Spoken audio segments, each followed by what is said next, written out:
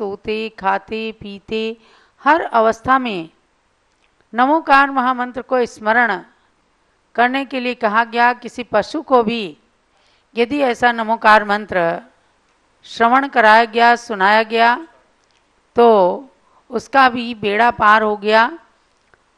नमोकार महामंत्र संसार के अंदर सबसे मंगलकारी मंत्र है और इसमें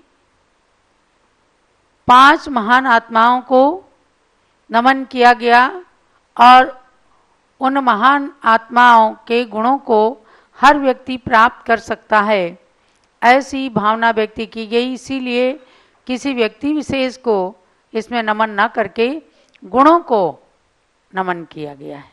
ये मैंने आपको नमोकार मंत्र के विषय में बताया, जो छोटे से बालबोध से लेकर और महान ग्रंथ सठखंडागम तक पहुंचा है और बड़े बड़े आचार्यों ने भी उसे मंगलाचरण के रूप में अपने ग्रंथ में निबद्ध किया है। ऐसे महामंत्र नमोकार को नमन करके और आती हूँ अपने विषय पर। महानुभावों, जिज्ञासु भाई बहनों, आज अंतर्राष्ट्रीय योग दिवस है। ये तो वर्तमान में योग को प्रमुखता देने के लिए पूरे देश नहीं दुनिया के अंदर योग दिवस को मनाने के लिए अंतर्राष्ट्रीय योग दिवस कह दिया गया। लेकिन योग का महत्व सनातन धर्म में, जैन धर्म में अनादिकाल से, प्राचीन काल से है। अयोध्या वो पावन धरती है जहाँ जन्मे भगवान ऋषभ देव ने योग की कला सिखाई और अपने पुत्र और पुत्रियों को उन्होंने सारी विद्याओं के अंदर निपुण किया। युद्ध कला के अंदर भी, अध्ययन कला में भी, राजनीति में भी, ध्यान और योग में भी उन्होंने सब में निपुण किया सबको। इसलिए आपको जानना है कि पुरुष और नारी दोनों ही योग में परफेक्शन ले सकते हैं। हमारे महान योगियों ने ध्यान में लीन होकर अपने मन वचन काय इन तीनों योगों को एकाग्र करके और पूर्ण कंसंट्रेशन के साथ अनेक उपसर्गों को झेला है। बड़े बड़े ऋषि मुनियों की ही बात क्या, इसी युग के चारित्र चक्रवर्ती आचार्य शांति सागर महाराज योग में, ध्यान में लीन थे। उनके ऊपर सर्प क्रीड़ा करता रहा और उन्होंने कोई भी अपनी प्रतिक्रिया व्यक्त नहीं की थी। सर्प शरीर पर क्रीड़ा करके चला गया। उनके शरीर पर लाखों चींटियां चढ़ गईं जिन्होंने पूरे शरीर को लहूलुहान कर दिया। लेकिन आचार्य देव अपने ध्यान से, अपने योग से विचलित नहीं हुए और उस उपसर्ग को सहन करके उन्होंने अपनी आत्मा को एकदम संलेखना समाधि के लिए प्रेरित कर दिया कि हम चाहें तो शरीर से पूर्ण निर्मम होकर के आत्म तत्व को प्राप्त करने के लिए अपने को प्रिपेयर कर सकते हैं। उन्हीं के शिष्य थे आचार्य वीर सागर महाराज, जिनकी शिष्या हैं ज्ञानमती माता जी। उन्होंने अपने मन को, अपने वचन को, अपने काय को एकदम एकाग्र करके और पीठ के अंदर हड्डी में अदीठ का फोड़ा हो गया था, तो बिना बेहोश अपने को कराए डॉक्टर से ऑपरेशन कराया। 1-1.5 घंटे तक वे अपने ध्यान में लीन रहे, अपनी काय को एकदम अनुशासित करके, और उस ऑपरेशन में उन्होंने उफ तक नहीं किया, जिसे देख करके डॉक्टर भी एकदम आश्चर्यचकित था। यह हमारे संतों की योग की अवस्था रही है।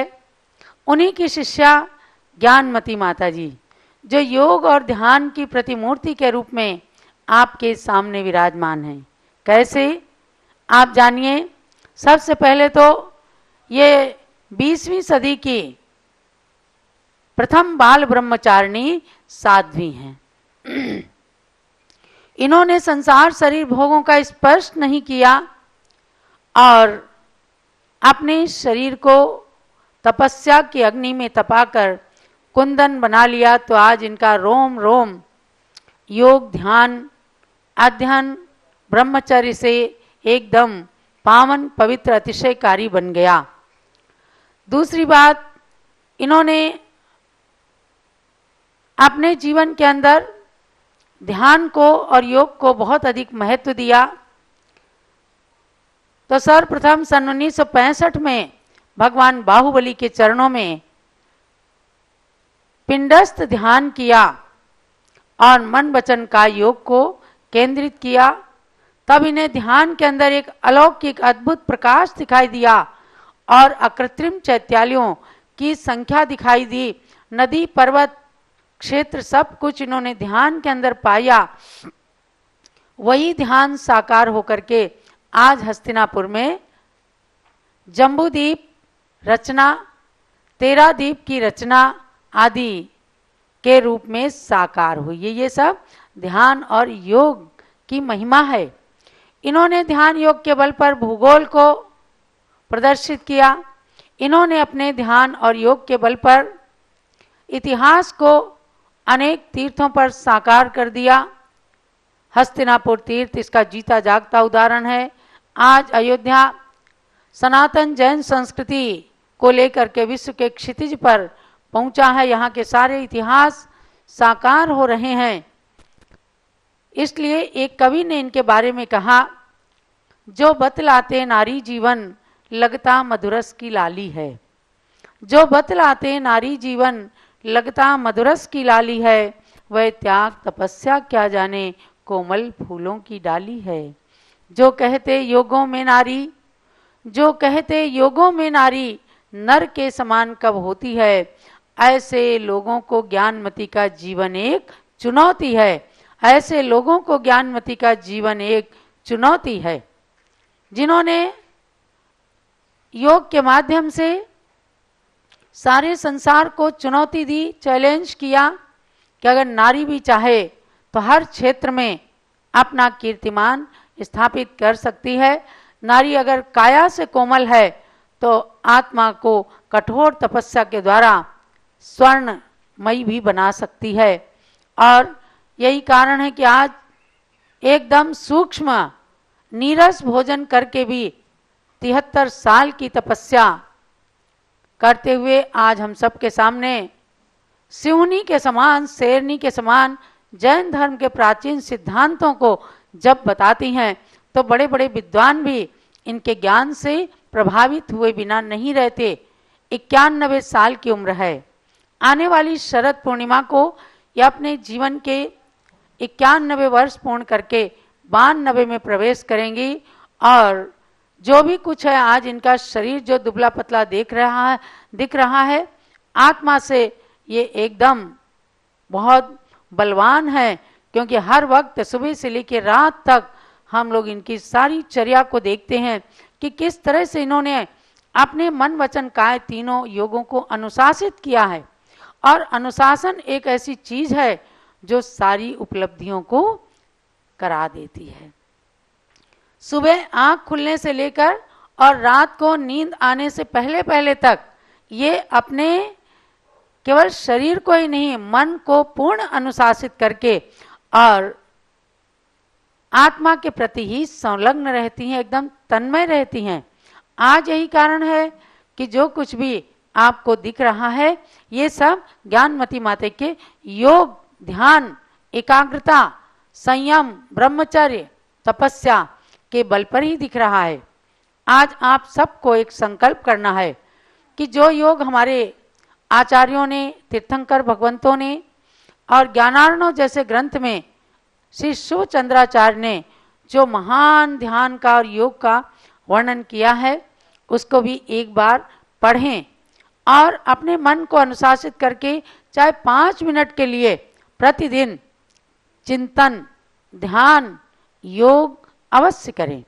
देखो चिंतन क्या है, आप आँख मीच के बैठ गए, आवश्यक नहीं कि आँख मीच के बैठने में आपको शांति ही मिल जाए, क्योंकि अंतर के संकल्प विकल्प चलते रहते हैं। तो आपको सबसे पहले अपनी श्वास को अनुशासित करना है। हम श्वास लेते हैं और छोड़ते हैं, ये श्वासोच्छ्वास भी योग प्राणायाम का प्रथम अंग है। अब आपको जानना है कि हम श्वास सीधा ले रहे हैं कि उल्टा ले रहे हैं, जल्दी ले रहे हैं कि देर तक धीमे धीमे ले रहे हैं, कैसे हमारे जीवन के पूर्ण क्षण व्यतीत हों और कैसे हम जल्दबाजी में अपने जीवन के पूर्ण क्षणों को व्यतीत न कर पाने के कारण अल्प आयु में कभी कभी किसी के अंत होने लगते हैं। तो आप जानिए इसके फार्मूले को कि एक स्वस्थ व्यक्ति 1 मिनट के अंदर 15 से 17 श्वास लेता है, समझे ना। घड़ी अपने सामने रखिए, घड़ी का जो सेकंड का कांटा है एक बार पूरा राउंड करता है तो 1 मिनट होता है। उसके एक राउंड करने में आप अपनी श्वासों को गिनिए कि हमने कितनी बार श्वास लिया, कितनी बार छोड़ा। तो लेना और छोड़ना ये एक श्वासोच्छ्वास कहलाता है। तो अगर आपके 15 श्वासोच्छ्वास आ रहे हैं तो समझो आपके शरीर के अंदर वात पित्त कफ का बैलेंस है, बैलेंस में है। और कोई चीज़ इनमें से इनबैलेंस होती है, मान लो माइंड अपसेट है, किसी की बात चुप गई है या किसी से लड़ाई करने की इच्छा है, तेज तेज बातचीत करते हैं, ऐसे में 2 बहनों की श्वासों को चेक किया गया कि मंदिर से बाहर निकल करके और 2 बहनें आपस में बात करने लगती हैं। तो वे चाहती हम अपनी बात को जल्दी बता दें, वे चाहती हम अपनी, चाहे वो सासू माँ की बात हो चाहे घर की कोई भी हो। तो उनके श्वासों का परीक्षण किया गया तो 1 मिनट के अंदर उनके 35 श्वास आए, यानी दूने हो गए। यानी जल्दबाजी में उनके श्वास के क्षण बढ़ रहे थे और तेज हो रहे थे। उसके बाद में कोई बात में तूतू में होने लग गई, तब उनके श्वास की गिनती की गई कि तूतू में लड़ाई और एक अहंकार मन के अंदर था और लड़ने की भावना, ईर्ष्या की भावना, कुछ एक दूसरे की बातें एक दूसरे को नहीं समझ में आई। उस समय उनके श्वासों की गिनती की गई तो 50 से 55 उनके श्वास की संख्या। अब देखो आप कि कैसे अपनी श्वासें कैसे बढ़ रही हैं। जितनी जल्दी होती है या जितना मानसिक कष्ट होता है या जितनी चिंता होती है तो अपने श्वास बढ़ने लग जाते हैं। उसके बाद काम वासना के समय किसी के श्वासों की गणना की गई तो उनकी 70 से 80 श्वास आ गई। अब बताओ आप, ये गिनती जब कोई सर्वेयर करते हैं और जगत को, संसार को स्वस्थ रहने की प्रक्रिया समझाते हैं तो सर्वप्रथम जो हमारे आचार्यों ने योग की महिमा को, प्राणायाम की महिमा को कहा है, उस पर ध्यान जाता है कि एक योगी के श्वास गिने गए तो 1 मिनट के अंदर केवल 1 श्वास लिया उसने, यानी एकदम कंसंट्रेशन के साथ बैठ गए और आत्मा के अंदर केवल आत्मा का ही चिंतन रहा तो उनका श्वास एकदम दीर्घ हो गया। और उस दीर्घ श्वास में आप सोचो कि 1 मिनट में 1 श्वास आना। अब आप बताओ कि योगी ज्यादा दिन जिएगा या भोगी ज्यादा दिन जिएगा? योगी ना। इसीलिए आप देखते हैं कि योगी सल्लेखना मरण करता है, निराकुलता के साथ अपनी श्वासों का अंत करता है, और भोगी आकुलता के साथ न जाने कितनी दवाइयां लेते हुए, ऑक्सीजन लेते हुए, नलियां लगाते हुए उसके श्वास समाप्त होता है तो वो दुर्गति का कारण बनता है और योगी का मरण सुगति का कारण बनता है। तो महानुभाव, योग दिवस के दिन आप अपने श्वास को जरूर आज एक बार आप सब लोग चेक करना, और कहीं अगर वात पित्त कफ इन बैलेंस के अंदर है तो आप उनको बार बार सुधारने की कोशिश करना कि हम और ज़्यादा चिंता की बजाय चिंतन में जाएं। अगर आपने किसी वीतराग मूर्ति का दर्शन किया है, उनको बार बार अपने हृदय के अंदर मन में लाने की कोशिश करें। आपने ज्ञानमती माता का दर्शन किया है तो आप उनकी छवि को अपने हृदय में मानसिक रूप से लाने की कोशिश करें, क्योंकि आप टीवी के माध्यम से रोजाना इस वीतरागी छवि का अवलोकन करते हैं, चाहे भगवान की, चाहे गुरु की, या योग की मूर्ति ज्ञानमती माता की। ऐसी छवि को अपने अंदर लाने से आपका भी श्वास निश्चित रूप से बैलेंस में होगा। एक श्वास नहीं तो कम से कम 15-16 श्वास के लायक तो आप अपने स्वास्थ्य को रख ही सकते हैं। दूसरा क्या है कि श्वास भरते समय पेट फूलना चाहिए, श्वास छोड़ते समय पेट पिचकना चाहिए। ये सीधे श्वास की प्रक्रिया है, उसको चेक करिए। क्या हम कहीं ऐसा तो नहीं कि श्वास जब ले रहे हैं तो हमारा पेट पिचक रहा है, हम जब श्वास छोड़ रहे हैं तो हमारा पेट फूल रहा है। श्वास की प्रक्रिया प्रातःकाल आप चेक करिए। और अच्छा होगा कि 9 बार नमोकार मंत्र में 27 श्वासोच्छ्वास, यानी एक नमोकार मंत्र में 3 श्वासोच्छ्वास लिए जाते हैं। नमो अरिहंताणम का मानसिक उच्चारण करते हुए श्वास को ऐसे भरना, नमो सिद्धाणम में श्वास को फिर उसी श्वास को धीमे धीमे छोड़ना, नमो आर्याणम बोलते हुए श्वास भरना, नमो वज्झाणम बोलते हुए श्वास को छोड़ना, और नमो लोये बोलते हुए श्वास भरना, सव साहुणम बोलते हुए श्वास को छोड़ना। ये 3 श्वास और 3 उच्छ्वास माने 3 श्वासोच्छ्वास हुए। ऐसे 9 बार नमोकार मंत्र में श्वास को चेक करें तो आपका कम से कम 3 घंटे तक श्वास बिल्कुल सीधा आएगा। और श्वास लेते समय पेट को फुलाइएगा। अब एक बार आप पुरुषार्थ पूर्वक करेंगे, उसके बाद आपका श्वास वैसे हो जाएगा। इसलिए फिर जब दोबारा 11-12 बजे दिन में थोड़ा सा सामायिक के लिए या जाप करने के लिए बैठें, तब ऐसी कोशिश कर लीजिए। फिर सायंकाल में तो निश्चित रूप से हमारे श्वास जब गिनती के अंदर रहेंगे, बैलेंस में रहेंगे, तो वात पित्त कफ भी बैलेंस में रहेगा।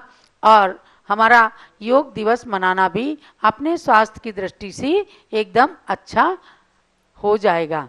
तो भव्यात्माओं, ऐसे अंतर्राष्ट्रीय योग दिवस के दिन आप योग प्राणायाम का किंचित अभ्यास अवश्य करना, और उसके साथ अपने इष्ट देव का, भगवान का, देव साथ गुरु का स्मरण अवश्य करना।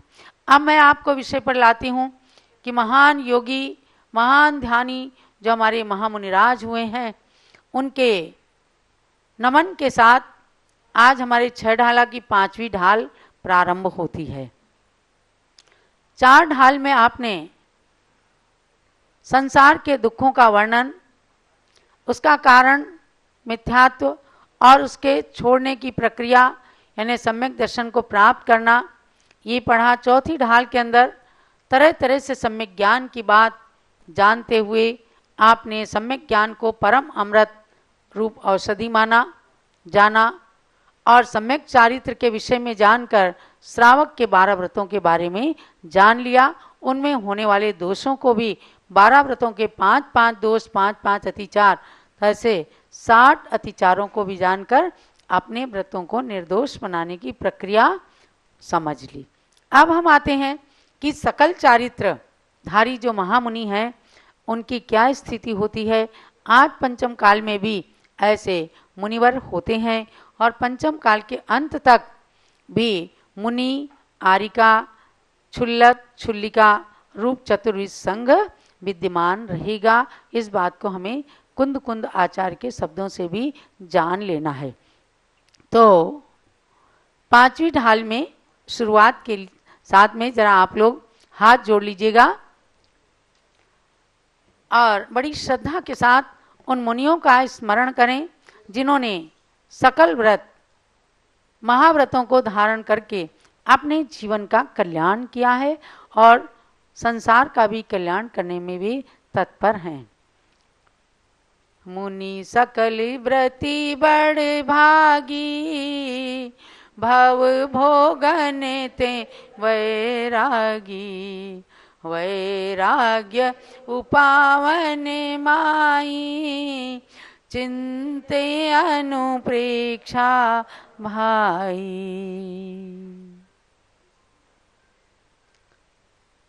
भावनाओं का, अनुप्रेक्षाओं का वास्तविक चिंतन, डीपली उसका ध्यान चिंतन मुनिराज करते हैं, क्योंकि उन्होंने संसार शरीर भोगों से विरक्ति ले ली है, आरंभ परिग्रह का त्याग कर दिया है, इसलिए उनका ध्यान विशेष रूप से जाता है।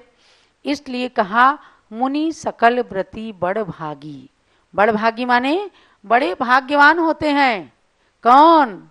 वे सकल व्रती महामुनिराज बड़े भाग्यशाली होते हैं, क्योंकि आज के इस विकट संसार के अंदर जहाँ केवल भोग ही भोग है, जहाँ रंगीनियत ही रंगीनियत है, जहाँ आकर्षण ही आकर्षण है, जहाँ इंद्रिय विषय भोगों के आगे कोई आध्यात्मिकता को सुनने वाला नहीं, जानने वाला नहीं, ऐसे युग के अंदर महामुनि यानी महाव्रतों को धारण करने वाले मुनि आरिकाएं जो हैं वे इस तरह से हैं कि खद्योतवत् सुदेश टारो हाद्योतंते क्वचित क्वचित। बरसात के वर्षा ऋतु में जब काले काले मेघ बादल छा जाते हैं, एकदम अंधेरा हो जाता है, ऐसे में अगर कहीं जुगनू, एक जुगनू चमक गया और ये प्रकाश आ गया, खद्योत, उसके जुगनू को कहते खद्योत। तो ऐसे मिथ्यात्व के, भोगों के, विषयों के महान अंधकार रूप संसार के अंदर इन संतों का दिखना समझो कि जुगनू के दिखने के समान है। लेकिन आज आप लोगों का पुण्य है कि ऐसे संतों के दर्शन कर रहे हो। एक समय था, आज से 72-73 साल पहले जब ज्ञानमती माता ने घर छोड़ा तो कहती हैं कि पूरे देश के अंदर 50-60 साधु थे, खाली गिनती के। किसी को दर्शन करना होता था, महीनों महीनों जाके दक्षिण भारत में उन संतों को खोजते थे, फिर दर्शन होते थे। लेकिन आचार्य शांति सागर महाराज ने सूर्य बन करके इस संसार के अंधकार को नष्ट किया और आज तमाम मुनि बन गए। ज्ञानमती माता जैसी ने अवध के अंदर जन्म लेकर आरिकाओं की श्रृंखला को प्रारंभ कर दिया। तो आचार्य शांति सागर महाराज और ज्ञानमती माता जी, इन दोनों के इतिहास को कभी कोई मिटा नहीं सकता। इतिहास हमेशा इनका स्मरण करेगा और ये जानेगा कि बाल ब्रह्मचारिणी कन्याएं भी त्याग के मार्ग पर आ सकती हैं और ब्राह्मी, सुंदरी, चंदन बाला, अनंतमती आदि आरिकाओं का मार्ग प्रशस्त कर सकती हैं, अपने जीवन में उतार सकती हैं। तो ऐसे महामुनियों के लिए कहा बड़ भागी, सकल व्रतों को धारण करने वाले महामुनिराज बड़े भाग्यवान हैं, जो भव भोगन ते वैरागी। संसार के भोगों से जिन्होंने वैराग ले लिया, उन्होंने समझ लिया है कि भोग ये नश्वर हैं, ये शाश्वत नहीं है। लोग व्यसनों में फंस करके अपने जीवन को बर्बाद कर देते हैं, चिंतामणि रत्न को छोटे से कमाई के लिए भस्म कर देते हैं। ऐसा ये संसार का भोग है, उससे बैरागी हो गए तो अच्छे हैं ना, भोगी से योगी भला अच्छा है ना। तो उनके लिए कहा कि अब ये अनुप्रेक्षाओं का, 12 भावनाओं का चिंतन कैसे करते हैं। वैराग्य उपावन माई, माई माने माँ, माँ के समान है। माँ हमेशा हित चाहती है बच्चे का, चाहे कैसा ही हो जाए, लेकिन माँ की भावना बच्चे से अलग नहीं होती। नीतिकारों ने कहा कि कुपुत्रोपि भूयात, नहीं भवति माता कुमाता। पुत्र कुपुत्र हो सकता है, संतान कुसंतान हो सकती है, लेकिन माता कुमाता नहीं होती। इसलिए माँ की उपमा दी किनको, 12 भावनाओं को, कि जैसे माँ संतान के हित की चिंता करती है, उसी प्रकार से वैराग्य को उत्पन्न करने में ये 12 भावनाएं माँ के समान हैं। यानी इससे आत्मा का हित ही हित होता है। इसलिए कहा चिंते अनुप्रेक्षा भाई। इसलिए वे मुनिराज वैराग्य को उत्पन्न करने के लिए 12 भावनाओं का चिंतन करते हैं। यानी ये भूमिका बनाई कि 12 भावनाएं हैं कौन, इनके चिंतन का फल क्या है। तो सबसे पहले बता दिया कि इनका उत्तम रूप से चिंतन मुनिजन साधुजन करते हैं, और उसके बाद थोड़ा थोड़ा चिंतन तो सब लोग करते हैं। इसलिए आप लोग भी हमेशा राजा राणा छत्रपति हातिन के असवार मरना सबको एक दिन अपनी अपनी बार, ऐसी तमाम 12 भावनाएं चली, अनुप्रेक्षाएं चली, उनमें से किसी न किसी को जरूर पढ़ा करना। छोटी सी 12 भावना है और उसका चिंतन करके, उसे पढ़ करके प्रतिदिन थोड़ा बहुत वैराग्य भाव को उत्पन्न करना। वैराग्य की प्रतिमूर्ति हम सबके लिए आराध्य हैं। मुनि आरिका चुल्लक छुल्लिका आदि रूप साधु संग, और जहाँ पर ऐसी दीक्षित पूज्य ज्ञानमती माता जैसी विराजमान है, वहाँ तो हमें वैराग्य का साकार रूप दिखाई देता है। तो बंधुओं, अब आज योग दिवस और महान योगी की भावना हमने आपको बताई। अब इसके साथ उन योगियों का स्मरण करते हुए पूज्य माता जी की पूजन करेंगे। ओम ह्रीं चारित्र चक्रवर्ती प्रथमाचार्य समाधि सम्राट महायोगीराज श्री शांति सागर महामुनीन्द्राय अर्घ्यम निर्पामीति स्वाहा। ओम ह्रीं प्रथम पट्टाचार्य चारित्र चूड़ामणि गणि ज्ञानमती माता के दीक्षा गुरु महायोगीराज श्री वीर सागर महामुनीन्द्राय अर्घ्यम निर्पामीति स्वाहा। ज्ञानमती को नित्य नमो ज्ञान कली खिल जाए, ज्ञान ज्योति की चमक में जीवन मम मिल जाए। ओम ह्रीं गणनी प्रमुख श्री ज्ञानमती माता अत्र अवतारोत्तर 64 आह्वाननम अत्र तिष्ठ तिष्ठ ठाठ स्थापनम अत्र मम सन्नितो भव भव षट सन्निधिकरणम स्थापनम। क्षीरो दधि जल लाय के करूं चरण त्रयधार, ज्ञानमती गणनी प्रमुख करो मुझे भवपार। ओम ह्रीं गणनी प्रमुख श्री ज्ञानमती मात्रे जलम निरुपामते स्वाहा। चंदन घिस कर्पूर संग चर्चू माँ पदसार, ज्ञानमती गणनी प्रमुख करो मुझे भवपार। ओम ह्रीं गणनी प्रमुख श्री ज्ञानमती मात्रे चंदनम निरुपामते स्वाहा। तंदुल धवल कंडले अर्पू सदा सुखकार, ज्ञानमती गणनी प्रमुख करो मुझे भवपार। ओम ह्रीं गणनी प्रमुख श्री ज्ञानमती मात्रे अक्षतम निरुपामते स्वाहा। पुष्प सुगंधित थाल